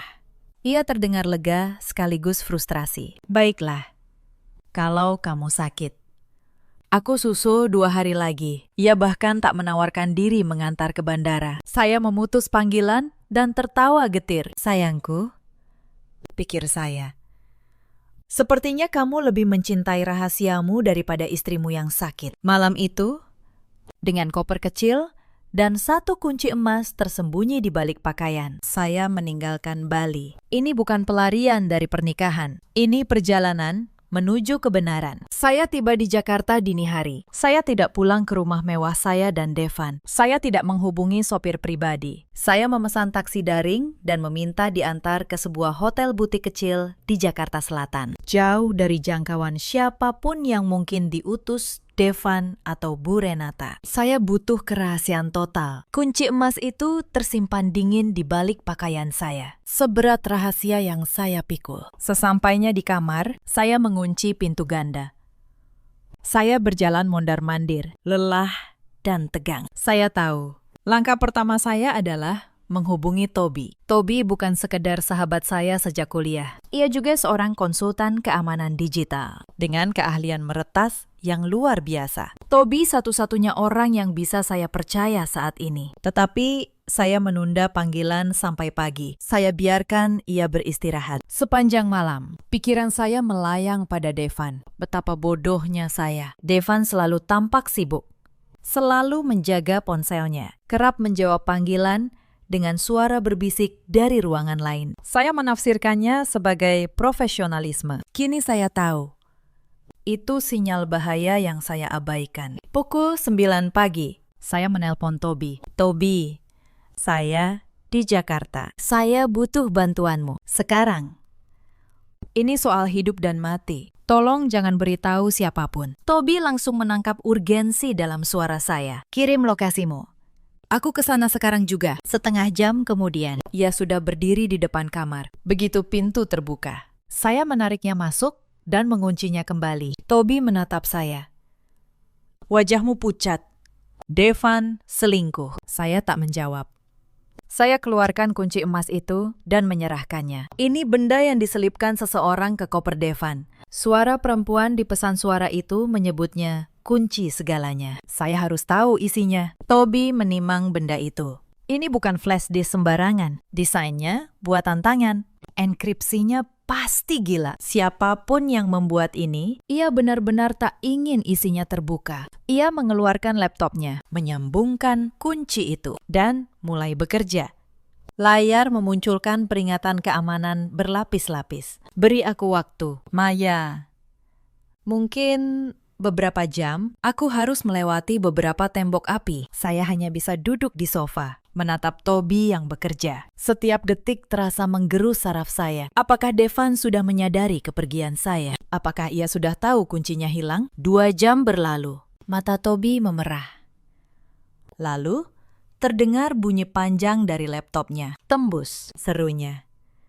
Lapisan terakhir terbuka. Saya berdiri dan mendekat. Apa isinya? Toby membuka folder demi folder. Wajahnya berubah pucat. Maya, ini bukan perselingkuhan biasa. Ini kotak Pandora. Folder pertama berisi data keuangan yang sangat rinci. Rekening-rekening tersembunyi di beberapa negara kecil. Transfer dana dalam jumlah fantastis. Ratusan juta. Bahkan miliaran rupiah. Dilakukan secara rutin. Ini rekening gelap jelas sekali, kata Toby. Dan lihat nama ini, Karina. Ia terdaftar sebagai pemegang utama, berdampingan dengan inisial Devan. Karina. Nama itu menusuk dada saya, perempuan dari pesan suara itu. Folder kedua berisi rekaman suara dan video. Rapat-rapat rahasia antara Devan, Karina, dan beberapa pengusaha asing. Topiknya membuat saya merinding. Penipuan investasi, manipulasi pasar saham, pencucian uang. Devan, sang manajer investasi yang sempurna, ternyata bertahun-tahun terlibat dalam skema penipuan berskala internasional. Dan Karina bukan sekedar simpanan, ia partner dalam kejahatan. Ya Tuhan, bisik saya. Menutup mulut dengan tangan. Devan, seorang penjahat. Air mata saya tak menetes. Saya terlalu syok untuk menangis. Mual yang saya pura-purakan kini menjadi nyata. Folder ketiga berisi foto. Foto-foto Devan dan Karina yang jauh melampaui rekan bisnis. Mesra. Di berbagai tempat mewah, termasuk di luar negeri. Tetapi yang membuat dunia saya runtuh adalah foto lain. Foto-foto yang menunjukkan kedekatan mereka dengan Bu Renata. Ada surel-surel di mana Bu Renata menanyakan perkembangan proyek, bahkan memberi nasihat tentang cara menghindari audit. Bu Renata tahu, kata saya. Hampir tak percaya. Ibu mertua saya yang terhormat itu terlibat dalam pencucian uang. Toby mengangguk serius. Ini gawat. Maya, suamimu bukan cuma berselingkuh. Ia mempertaruhkan seluruh masa depanmu. Mungkin nyawamu. Karina ini terobsesi pada Devan. Dan kunci emas ini adalah cadangan data yang ia buat untuk menekan Devan. Flash disk ini adalah akses ke rekening gelap mereka. Sekaligus bukti yang bisa menjebloskan mereka semua ke penjara. Saya membalikan badan. Berjalan ke jendela. Kepala saya pening. Saya menikahi seorang penipu ulung yang menggunakan pernikahan saya sebagai topeng sosial untuk kejahatannya. Saya harus menjauh dari semua ini. Toby, kata saya. Suara saya tak lagi bergetar. Saya harus menceraikannya dan melindungi diri saya, aset saya, dan nama baik saya. Saya bukan lagi pengantin yang rapuh. Saya kini memegang amunisi paling berbahaya di tangan saya. Saya bantu, kata Toby. Pertama, kita salin semua data ini dan amankan di tempat yang tak terjangkau. Kedua, kamu butuh pengacara terbaik. Saya mengangguk. Saya tahu siapa Pak Surya. Pak Surya adalah pengacara keluarga saya. Tenang, berpengalaman. Sangat terpercaya dalam kasus perceraian dan sengketa aset. Sementara Toby menyalin data. Saya menelpon Pak Surya dan meminta pertemuan mendesak sore itu. di tempat yang dirahasiakan. Tetapi sebelum itu, ada satu hal yang harus saya lakukan. Saya harus pulang. Devan akan kembali dari Bali hari ini. Dan jika kunci itu hilang begitu saja, ia akan curiga. Lalu memburu saya. Maka saya minta Toby melakukan sesuatu yang cerdik. Ia membuatkan replika kunci emas yang identik, sulit dibedakan dari aslinya. Benda asli akan tetap aman bersama Toby. Replika yang akan saya kembalikan ke kotak perhiasan. Saya pulang ke rumah mewah kami. Devan sudah tiba. Berdiri di ruang tamu dengan wajah marah. Maya, kamu pulang tanpa memberitahu aku. Katamu sakit. Tapi kamu tak menghubungi dokter. Apa-apaan ini? Saya merasa lebih baik setibanya di rumah. Saya sudah ke dokter. Katanya, saya hanya kelelahan, jawab saya. Mempertahankan ketenangan palsu. Devan mendekat dan memeluk saya. Saya tak lagi merasakan ketulusan dalam pelukan itu. Aku khawatir. Sayang, aku sangat mencintaimu. Saya juga mencintaimu. Devan, balas saya. Berbohong lagi. Betapa mudahnya berbohong ketika kita menyimpan rahasia yang jauh lebih besar. Saya berjalan ke kamar dan memeriksa kotak perhiasan. Replika sudah di tempatnya. Lalu Devan memanggil dari ambang pintu. Maya, tadi aku mencari koperku. Kantong rahasia di dalamnya sedikit terbuka. Apa kamu mengobrak-abriknya? Matanya menyipit. Saya harus berakting sekarang. Saya? Tentu saja tidak. Saya tak pernah menyentuh koper pribadimu. Mungkin petugas hotel di Bali yang memeriksanya. Saya terlalu sibuk menahan sakit, jawab saya. Dengan nada sedikit tersinggung, seolah ia menuduh saya tanpa dasar. Devan tampak sedikit lega. Meski tatapannya masih ragu. Syukurlah, aku kehilangan sesuatu yang penting. Mungkin hanya perasaanku saja. Lalu, ia masuk ke kamar mandi. Saya tahu yang sebenarnya. Devan tidak kehilangan perasaan. Devan kehilangan kuncinya. Dan ia mulai panik. Sore itu, saya menemui Pak Surya di kantornya. Saya ceritakan segalanya. Dan menunjukkan salinan data dari kunci emas itu. Pak Surya yang biasanya setenang batu, tampak terkejut. Nyonya Maya, ini bukan lagi perkara perceraian biasa. Ini kasus pidana yang melibatkan pencucian uang lintas negara. Data ini sangat kuat. Dan benda fisik itu adalah bukti yang sempurna. Kita harus bergerak cepat sebelum Devan menyadari bahwa Anda yang memegang kuncinya. Apa langkah kita? Tanya saya.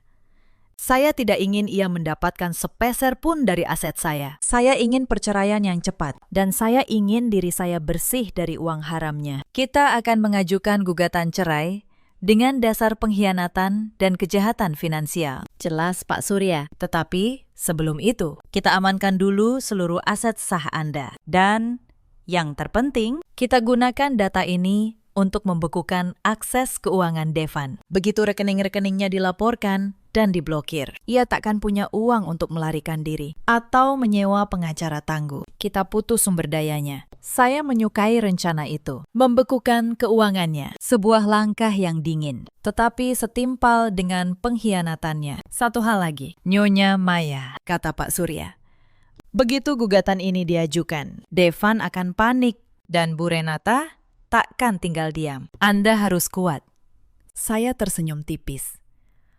Senyum yang penuh tekad. Saya sudah kuat, Pak Surya. Saya tidak akan takut. Saya sudah memegang kunci kebebasan saya sendiri. Sebenarnya, tanda-tanda itu sudah ada jauh sebelum bulan madu. Saya hanya terlalu mabuk kebahagiaan untuk membacanya. 3 bulan setelah pernikahan, ada malam-malam ketika Devan pulang larut, beraroma parfum yang bukan milik saya, dan berkata bahwa ia baru saja dari pertemuan klien di sebuah klub. Ada saat ketika saya tak sengaja melihat layar ponselnya berkedip dengan nama yang segera ia tutupi. Ada pula ketika Bu Renata, dalam sebuah makan malam keluarga, berkata dengan senyum manis, Maya beruntung sekali. Tidak banyak perempuan dari latar belakang sederhana yang bisa naik setinggi ini. Saat itu, saya mengira itu pujian. Kini saya tahu, itu peringatan. Dan sekaligus penghinaan. Saya selalu menutup mata, karena saya mencintainya, dan karena saya takut. Takut bahwa jika saya menggali terlalu dalam, dongeng yang saya bangun akan runtuh. Tetapi dongeng yang dibangun di atas kebohongan memang ditakdirkan runtuh. Pertanyaannya hanya kapan dan seberapa keras jatuhnya. Sekarang saya tahu jawabannya. Jatuhnya sangat keras. Tetapi yang runtuh bukan saya, yang runtuh adalah mereka. Pada hari-hari setelah saya kembali dari Bali, sebelum gugatan diajukan, saya hidup dalam ketegangan yang luar biasa. Setiap pagi saya bangun di samping seorang lelaki yang ternyata seorang penjahat dan berpura-pura bahwa semuanya baik-baik saja. Saya menyiapkan kopinya. Saya tersenyum saat ia berbicara. Saya mencium pipinya saat ia berangkat kerja. Sementara di dalam dada saya menghitung mundur menuju hari kehancurannya. Suatu malam, ketegangan itu nyaris membongkar segalanya. Devan pulang lebih awal dari biasanya. Saya sedang di kamar, menelpon Toby dengan suara berbisik, membahas salinan data yang ia simpan. Saya tak mendengar langkahnya. Tiba-tiba pintu kamar terbuka. Devan berdiri di sana, menatap saya. "Dengan siapa kamu bicara?" tanyanya. Matanya menyipit penuh curiga. Jantung saya nyaris berhenti. Tetapi saya memaksakan senyum dan berkata, "Dengan pemasok berlian dari Surabaya. Ada pesanan yang harus saya kejar." Saya menutup telepon dengan tenang. Padahal jari saya gemetar. Devan berjalan mendekat, mengambil ponsel saya dan memeriksa layar terakhirnya. Untungnya, saya selalu menyimpan nomor Toby dengan nama samaran, sebuah nama toko perhiasan. Devan menatap layar itu lama, lalu mengembalikannya. "Kamu akhir-akhir ini sering sekali menelpon malam-malam," katanya dingin. "Pesanan sedang banyak," jawab saya.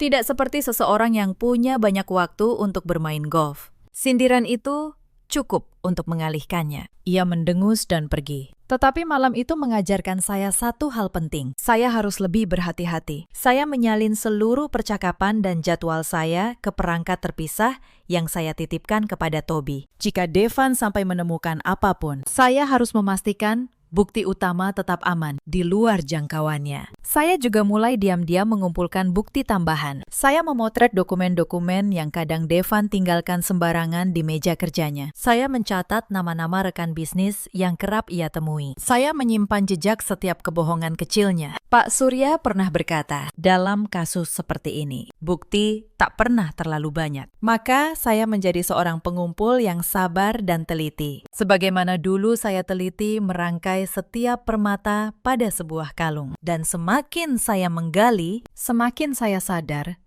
betapa dalam dan luas jaringan kebohongan ini. Ini bukan sekedar kesalahan satu lelaki. Ini sebuah keluarga yang membangun kekayaannya di atas penipuan dan menjadikan saya, perempuan kampung yang mereka pandang rendah, sebagai lapisan cat yang membuat semuanya tampak terhormat. Mereka memilih saya justru karena mereka mengira saya terlalu polos untuk pernah mencurigai apapun. Itulah kesalahan terbesar mereka. Keesokan harinya, suasana di rumah kami terasa seperti tanah membeku. Devan berjalan mondar-mandir dengan ponsel di telinga, berbicara dengan suara rendah penuh kekhawatiran. Saya berpura-pura sibuk dengan sketsa perhiasan saya, tetapi telinga saya menangkap setiap kata. Devan terus menelpon Karina, tetapi Karina sulit dihubungi. Ia juga menghubungi beberapa rekan bisnis. Terdengar seperti orang yang mencoba memulihkan sesuatu yang hilang. Devan mendekati meja kerja saya. Wajahnya lebih pucat dari biasanya. "Maya,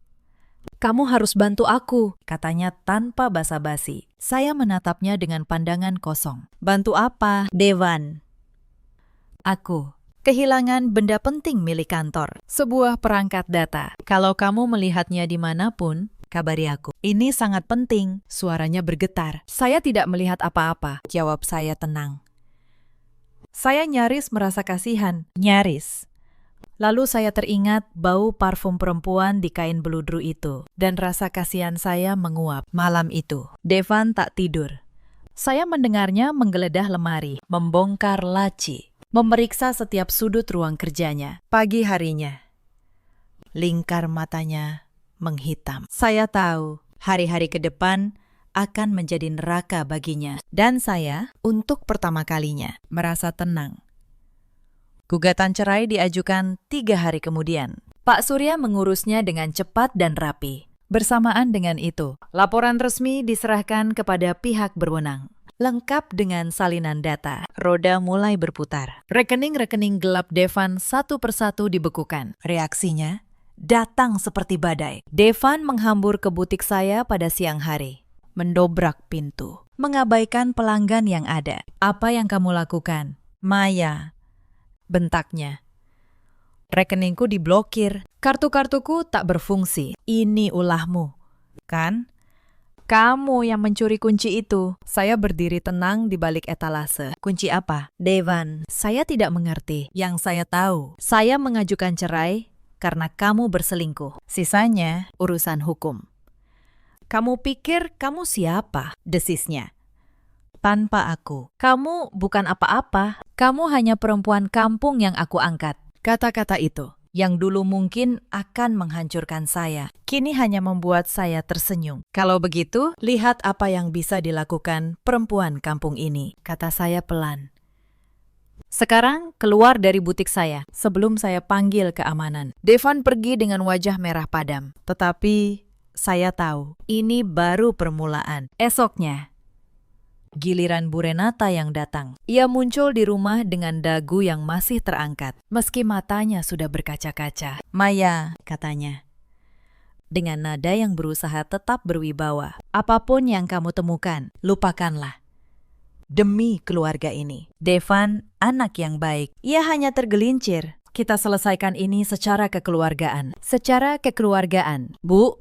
Tanya saya. Apakah surel-surel yang ibu kirim soal cara menghindari audit itu juga bagian dari kekeluargaan? Wajah Bu Renata membeku. Untuk pertama kalinya, dagunya turun. Kamu tahu. Saya tahu semuanya, Bu. Jawab saya. Selama ini ibu memandang saya rendah, perempuan kampung yang menumpang hidup di keluarga terhormat. Padahal, sayalah satu-satunya orang di rumah ini yang tidak mencuri. Kamu tidak akan berani, desis Bu Renata. Kepanikan menggantikan kesombongannya. Kamu tahu konsekuensinya. Mereka punya teman-teman berbahaya. Maya, jangan main api. Itu sebuah ancaman. Tetapi saya sudah memperhitungkannya. Bukti saya sudah disalin di 3 tempat berbeda, Bu. Termasuk di tangan pengacara dan pihak berwenang. Jika sesuatu terjadi pada saya, semuanya akan terbuka secara otomatis. Jadi, justru ibu yang sebaiknya berhati-hati. Bu Renata gemetar. Ia tahu, ia kalah. Ia pergi tanpa sepatah kata pun, meninggalkan keangkuhan yang selama ini ia banggakan di lantai ruang tamu saya. Sementara itu, tekanan terus mengetat. Karina, yang merasa dikhianati oleh Devan dan terancam oleh penyelidikan, akhirnya menyerahkan diri kepada pihak berwenang demi keringanan hukuman. Ia menjadi saksi kunci, menumpahkan semua yang ia tahu. Devan kehilangan satu-satunya sekutunya. Tembok yang ia bangun bertahun-tahun mulai runtuh, batu demi batu, dan saya menyaksikannya dengan ketenangan yang dingin. Beberapa hari setelah Bu Renata pergi, sebuah nomor tak dikenal menelpon saya. Suaranya membuat tengkuk saya merinding. Suara perempuan yang dulu saya dengar di Villa Bali. Karina, jadi kamu istrinya, katanya. Dengan nada dingin yang mengejek. Kamu pikir kamu menang. Maya, kunci itu milikku. Aku yang membuatnya. Kembalikan. Atau hidupmu akan jauh lebih sulit dari yang kamu bayangkan. Saya menggenggam ponsel erat-erat, tetapi suara saya tetap tenang. Saya tidak tahu kunci apa yang kamu maksud. Tetapi kalau kamu memang membuatnya, mungkin kamu yang harus menjelaskan kepada pihak berwenang, bukan kepada saya. Hening sejenak. Lalu Karina tertawa pelan, tawa yang tak lagi yakin. Kamu lebih pintar dari yang Devan kira. Sayang sekali. Devan tidak pernah benar-benar mencintaimu. Kamu tahu itu, kan? Ia menikahimu hanya karena ibunya bilang seorang istri yang sederhana dan polos akan membuatnya tampak lebih bersih di mata penyidik. Kamu cuma tameng, Maya. Kamu tak pernah jadi apapun selain itu. Kata-kata itu dirancang untuk melukai dan untuk sesaat memang melukai. Tetapi saya sudah terlalu jauh untuk hancur oleh kalimat seorang perempuan yang juga sedang tenggelam. Terima kasih sudah memberitahu saya, kata saya. Sekarang saya tahu persis siapa kalian semua. Dan saya tidak takut. Saya memutus panggilan. Tangan saya gemetar. Tetapi bukan karena takut, karena marah. Sepanjang hidup pernikahan saya hanyalah sebuah perhitungan. Sebuah benda yang dipilih karena kepolosannya. Tetapi kepolosan yang mereka remehkan itulah yang kini meruntuhkan mereka. Devan mengubah taktiknya. Ketika ancaman tak berhasil, ia beralih ke kelembutan palsu. Suatu malam, ia pulang membawa seikat bunga dan sebotol anggur mahal. Ia berlutut di depan saya, matanya basah. Suaranya bergetar memohon. Maya, aku tahu aku salah. Aku hilaf. Karina tidak ada artinya bagiku. Semua itu hanya bisnis yang salah arah. Tolong. Cabut gugatanmu. Kita bisa mulai dari awal. Aku akan berubah. Aku bersumpah. Kita jual semua. Kita pergi ke luar negeri. Kita mulai hidup baru. Hanya kita berdua. Dulu, saya akan luluh melihat air mata itu. Tetapi kini, saya melihatnya dengan jernih. Ini bukan permintaan maaf. Ini upaya terakhir seorang lelaki yang tenggelam. Mencoba menyeret saya turun bersamanya. Pergi ke luar negeri. Ulang, saya pelan. Maksudmu melarikan diri. Dan kamu butuh saya. Karena nama saya bersih dan aset saya tak tersentuh. Begitu. Kan? Devan, wajahnya berubah. Topeng kesedihan itu retak. Dan untuk sekejap, saya melihat amarah di baliknya. Kamu sudah berubah, desisnya. Kamu jadi dingin. Tidak seperti perempuan yang aku nikahi. Tidak, Devan, jawab saya.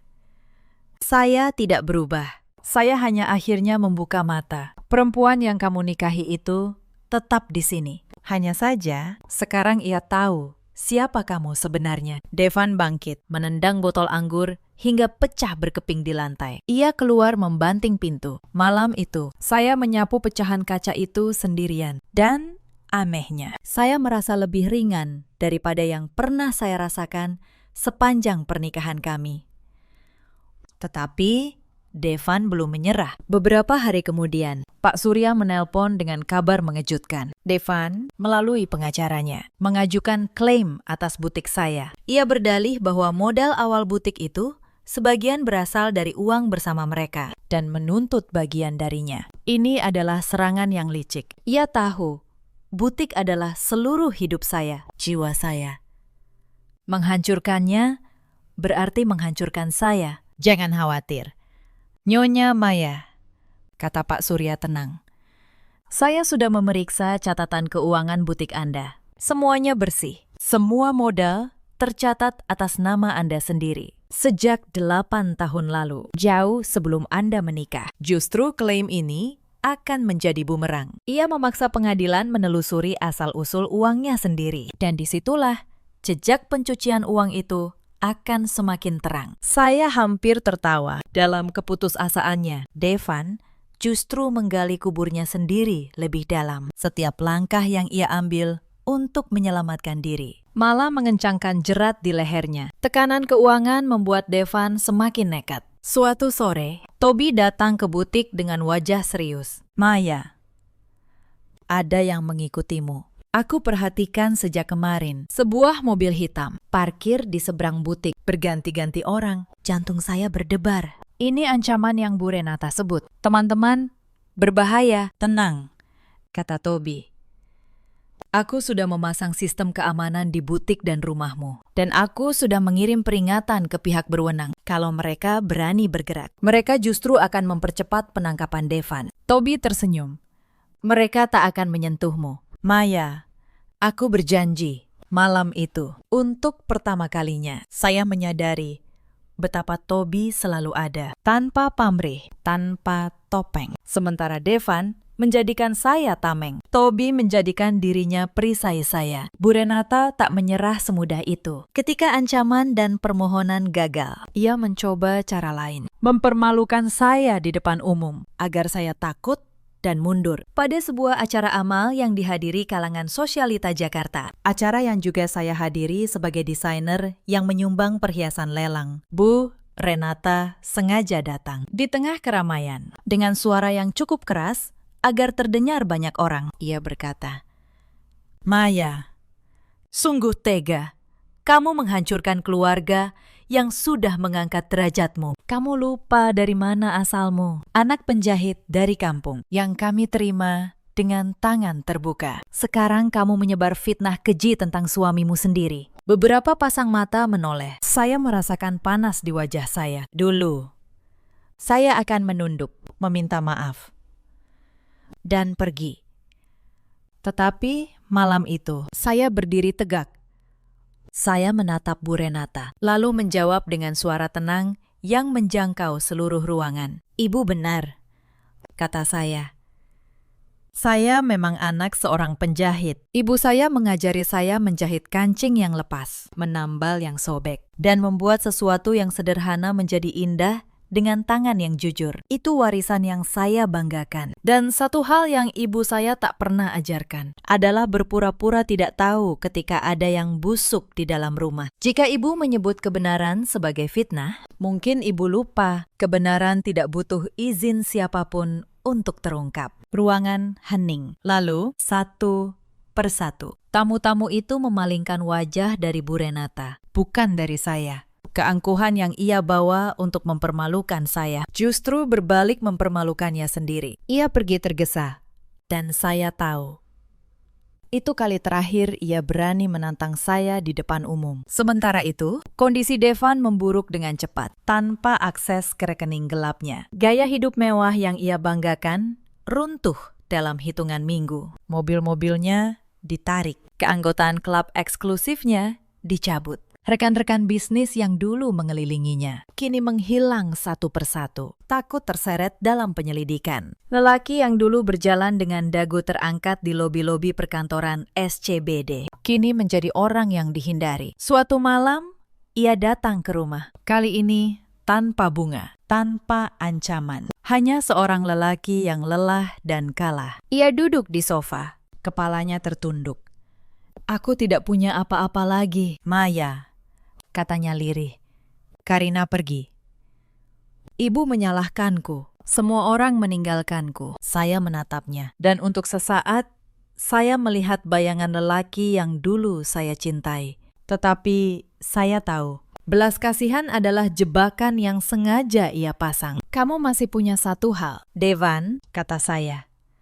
Kesempatan untuk akhirnya berkata jujur. Bukan kepada saya, tetapi kepada hukum dan kepada dirimu sendiri. Itu satu-satunya jalan yang tersisa bagimu. Ia menatap saya lama, lalu mengangguk pelan. Mungkin di suatu tempat dalam dirinya ada bagian yang tahu saya benar. Ia pergi malam itu tanpa membantah, dan saya merasa untuk pertama kalinya percakapan kami berakhir tanpa kebohongan. Saya tidak tahu saat itu bahwa percakapan singkat itulah yang menanam benih pengakuannya di ruang sidang nanti. Hari persidangan tiba. Ruang sidang itu penuh dengan ketegangan yang nyaris bisa diraba. Devan duduk di seberang saya, didampingi seorang pengacara yang saya tahu hampir tak ia mampu bayar lagi. Bu Renata duduk di barisan belakang. Tubuhnya yang dulu tegak kini membungkuk. Pengacara Devan mencoba menyerang lebih dulu. Ia menuduh saya memeras suami saya, mencuri perangkat data perusahaan demi keuntungan pribadi. Tetapi Pak Surya hanya tersenyum tenang. Satu persatu, ia mengajukan bukti yang tak terbantahkan. Salinan isi kunci emas itu. Catatan transfer mencurigakan ke rekening lintas negara. Dan yang paling menentukan, rekaman audio yang dengan jelas menunjukkan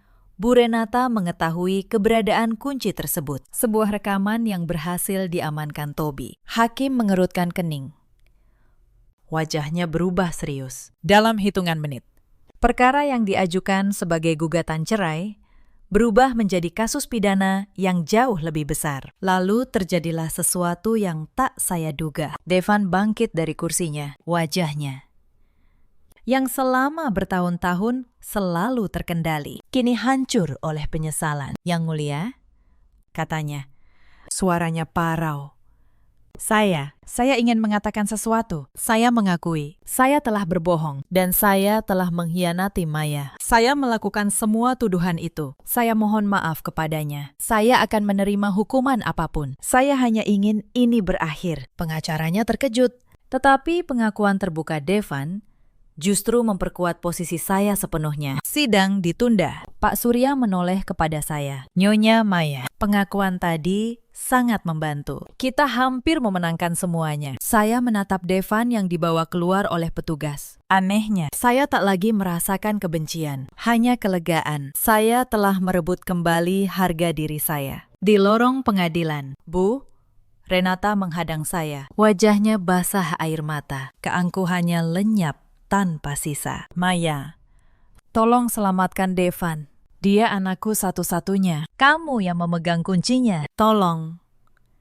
Cabut laporanmu. Saya berhenti sejenak, menatap perempuan yang dulu memandang saya, seolah saya tak pantas berdiri di rumahnya. Saya tidak punya kuasa untuk mencabut laporan itu. Bu, kata saya pelan. Dan seperti yang saya bilang, kunci itu bukan lagi milik saya. Kunci itu kini milik hukum. Selamat tinggal, Bu Renata. Saya berjalan pergi, meninggalkannya menangis histeris di lorong pengadilan. Saya telah menutup babak paling menyakitkan dalam hidup saya, dan saya siap untuk babak yang baru. Perceraian itu berjalan cepat. Hakim memutuskan pernikahan bubar atas dasar perselingkuhan dan kejahatan finansial Devan. Saya resmi bercerai, mendapatkan hak saya sebagai pihak yang tidak bersalah. Dan yang terpenting, saya berhasil menjaga seluruh aset dan nama baik saya tetap bersih dari uang haram itu. Saya bahkan menolak semua harta Gonogini. Saya tidak menginginkan 1 rupiah pun dari kekayaan kotor mereka. Saya hanya menginginkan kebebasan seutuhnya. Konsekuensi datang seperti longsoran. Devan akhirnya didakwa atas penipuan, manipulasi saham, dan pencucian uang. Dengan rekening yang dibekukan, ia tak mampu menyewa pengacara yang kompeten dan menghadapi hukuman penjara yang panjang. Bu Renata kehilangan segalanya. Tanpa sokongan finansial dari putranya dan tanpa akses ke aset gelap yang telah diblokir, ia terpaksa menjual rumah mewahnya dan pindah ke sebuah apartemen kecil di pinggiran kota. Ia kerap menangis di depan televisi, menyaksikan berita kejatuhan putranya menjadi sorotan publik. Sementara itu, saya berkembang. Saya kembali fokus pada bisnis perhiasan saya dengan nama yang bersih dan semangat baru. Desain-desain saya yang elegan mendapat sambutan luar biasa. Butik kecil saya tumbuh menjadi rumah mode eksklusif yang dikenal kalangan atas. Saya bahkan sering diundang berbicara di acara pemberdayaan perempuan, berbagi kisah tentang bagaimana saya bangkit dari pengkhianatan dengan kecerdasan, bukan dengan dendam. 3 tahun berlalu.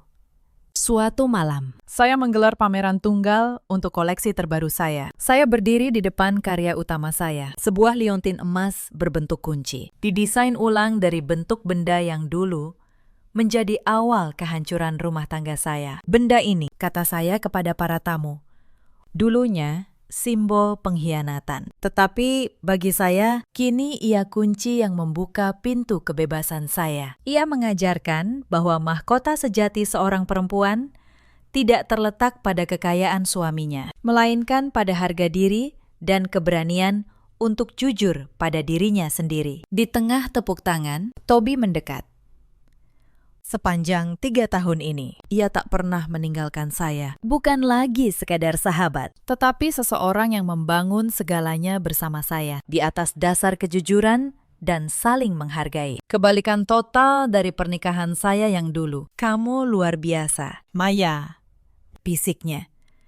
Saya tersenyum, menggenggam tangannya. Kita luar biasa. Cerita ini mengajarkan satu hal. Janganlah menilai kebahagiaan dari kemewahan yang ditawarkan orang lain. Dan janganlah pernah takut melepaskan apa yang menghancurkanmu. Di luar sana, ada banyak perempuan yang seperti saya dulu, mengira bahwa cinta seorang lelaki mapan adalah jaminan keselamatan. Mereka diam saat hati mereka berbisik bahwa ada yang salah, karena takut kehilangan kemewahan yang mereka kira sebagai cinta. Di luar sana, ada pula para suami seperti Devan, yang membungkus kejahatan dengan senyum menawan dan menjadikan pernikahan sekadar topeng. Dan ada pula para ibu mertua seperti Bu Renata, yang demi melindungi anaknya, rela menutup mata dari kebenaran, sampai kebenaran itu menghancurkan mereka berdua. Dalam hidup, kita selalu punya pilihan. Kita bisa memilih tetap diam dalam kebohongan yang nyaman, atau berani membuka pintu menuju kebenaran yang menyakitkan,